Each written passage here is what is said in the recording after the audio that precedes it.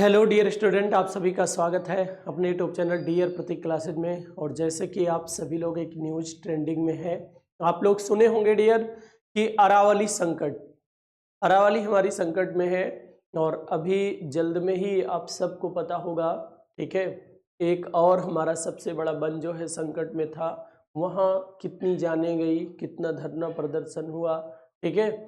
और एक बार अरावली चोटी के ऊपर, अरावली पर्वत के ऊपर जो है हमारा जो पर्यावरण मंत्रालय है वो एक बार नज़र उसकी अरावली पर्वत की तरफ गई है। और चलिए देखते हैं क्या है इसकी संपूर्ण जानकारी और क्यों इसे जो है कोर्ट का निर्णय क्या आया है, क्या मांगे थी, क्या कैसे इससे लाभ नुकसान क्या होगा, और संपूर्ण से समझते हैं।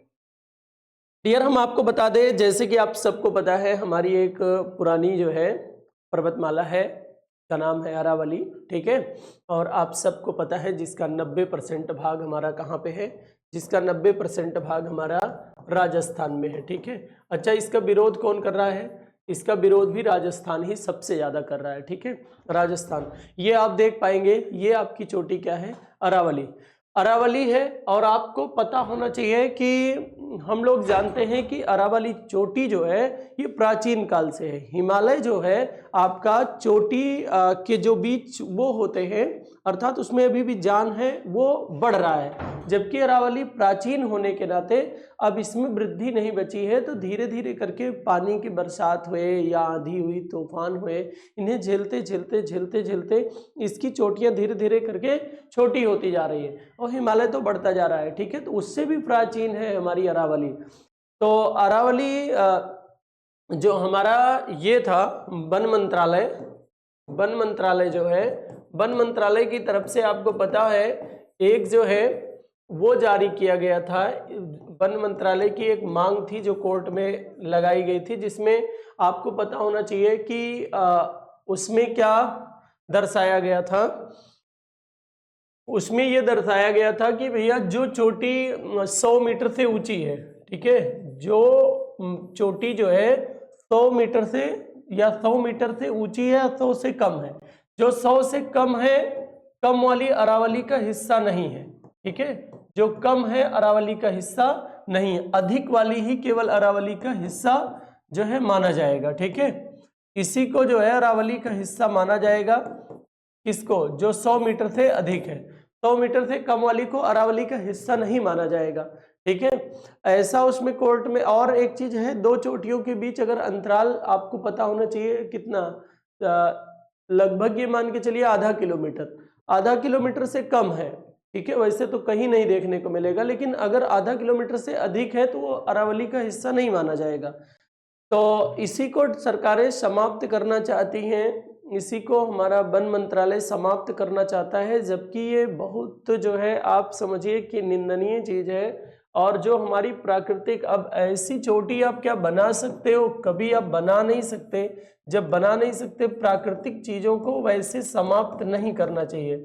वैसे भी आपको पता है कि जो है आपदा बढ़ती जाती है। अगर ये चोटी आप समाप्त कर देते हो तो ऐसे ही नहीं, केवल एक नहीं, कई ऐसी आपदाएं हैं जो चोटी संभाल के रखती है। आपको पता होना चाहिए राजस्थान के जो मरुस्थल है, यहाँ से आपको पता होना चाहिए, इस वाले हिस्से से जो धूल कण है जो उसमें गर्मी में, ये अरावली ही रोकती है।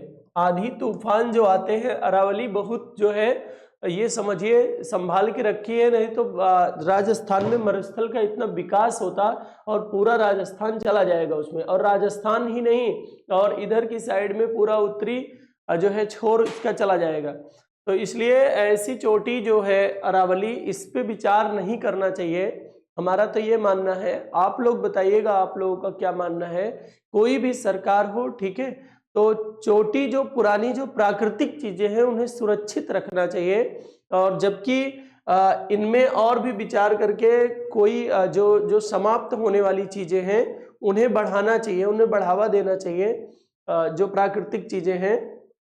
लेकिन पता नहीं क्या जो है वन मंत्रालय अब देखेंगे भैया क्या है कैसे है। तो कोर्ट का वही जो निर्णय आया है 100 मीटर से कम वाली को समाप्त किया जाएगा, और डिफरेंस अगर 500 मीटर से अधिक हो गया है तो उनको भी समाप्त किया जाएगा। ये माना जा रहा है कोर्ट का कि अरावली का हिस्सा नहीं है। ठीक है, तो अब देखिए क्या होता है अंत तक। हमारी तो ये इच्छा है, ठीक है, आप लोगों को सबको आवाज उठाना चाहिए। इसके लिए आवाज उठाने की वजह से जरूरत नहीं थी, क्योंकि सरकार को भी चीजों को समझना चाहिए। ठीक है, बट क्या हो रहा है पता नहीं, लेकिन हमारी तो ये इच्छा है, दिली इच्छा है, ठीक है, कि प्राकृतिक चीज़ों के साथ कोई भी सरकार हो वो हस्तक्षेप ना करे तो ज़्यादा ठीक है। जबकि अगर और ऐसी चीज़ें हैं जिनको बनाया नहीं जा सकता है तो बिगाड़ा भी ना जाए। बहुत बहुत धन्यवाद आप सभी को।